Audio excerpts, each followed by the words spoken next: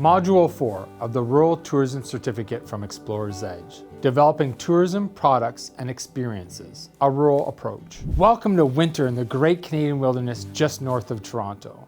A winter getaway here involves a wonderful mix of unique seasonal adventures like snowshoeing, skating, skiing, as well as the serenity that comes from warming yourself by a crackling fire. In this video, we will discuss how tourism product development in a rural destination can differ somewhat from urban centers. First, what do we mean by tourism product? For our purposes, we'll define tourism product as goods or services that are purchased or experienced by vacationers as part of their stay in the destination. This can include travel packages as well, which combine the traditional stay, eat, do elements of tourism into a bigger offering. What makes rural tourism product distinct from what you might find in cities? Mainly is that the natural landscape is a huge part of what attracts visitors and motivates them to come. In our case, we position this region as the Great Canadian Wilderness just north of Toronto. As mentioned in the second module, this is partly to relay the potential customers that a vacation here is most definitely rural in nature. So, if you're looking for high-rise hotels or neon sign-lit theater districts or connected subway systems, just by hearing our destination positioning, you know that you're not likely to find those things here. Tourism product in this rural region mostly involve ways for travelers to interact and experience the natural landscape around them. This can involve direct interactions with nature, including guided forest hikes or wilderness tours to watch for moose, scenic cruises on lakes and rivers, a round of golf on fairways carved out of the Canadian Shield, bonfires under a carpet of stars, or just lazing on a dock in summer with a good book in hand. Indirect interactions include experiences that incorporate elements of the landscape, such as visiting a studio of an artist inspired by the natural landscapes around them, enjoying the taste of native ingredients that are added to dishes created by local chefs, attending an outdoor concert or theater performance that features wooded areas for audience seatings, or participating in a sporting event such as a triathlon, which incorporates region-specific topographical challenges to appeal to competitors. Rural tourism product is also important for building shoulder season visitation, which is integral to developing a more sustainable year-round tourism industry. Like many rural areas of Ontario, our region developed primarily as a summer and fall vacation destination. But the strategy to build and promote winter tourism product has resulted in our region now being known as a cold season destination as well. A great example of winter-specific product that resulted in increased visitation and spend across our region was the creation of the Ice Trail at Arrowhead Provincial Park.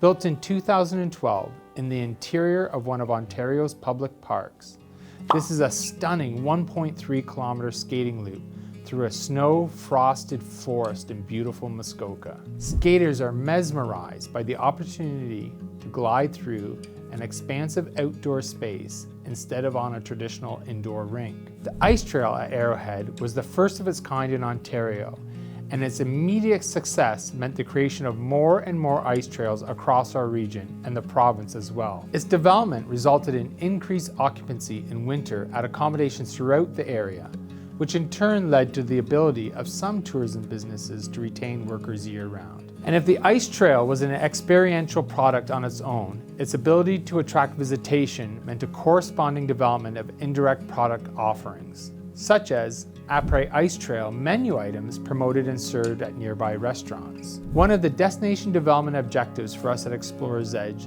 is to attract what are known as higher yield visitors. Rather than trying to build the sustainability of the industry by attracting mass visitation, instead we target travelers who are likely to stay longer and spend more while they are here. One of the ways we do this is by creating multi-day itineraries with bundled packages of similar products or experiences, many of which highlight the natural landscape. So for instance, a group taking part in a guided nature tour in Algonquin Park one weekend and staying in a resort just outside the park might then make their way over to Parry Sound and take a guided tour of the Georgian Bay Biosphere the following week and indulge in a glamping experience. The idea is to get travelers to explore more and to move them throughout the region for more dispersed revenue generation. One important thing to keep in mind when we are talking about nature-based product development: any rural destination that has the natural landscape as its main offering must also be vigilant about ensuring the continuing health of that landscape. Over-tourism, for instance, can cause ecological damage to the rocks, trees, and lakes that are so essential to our socio and economic well-being, and which make the Great Canadian Wilderness just north of Toronto so special. So in order to ensure the sustainability of an industry that benefits from the natural environment, we have a role to play in educating visitors about best practices for interacting with the rural landscape, and by helping tourism operators to do so as well. For a rural destination like ours, where the landscapes around us are so integral to competitive product development, and where we need to protect that landscape to ensure economic viability, I guess you could say, sustainable business is in our nature.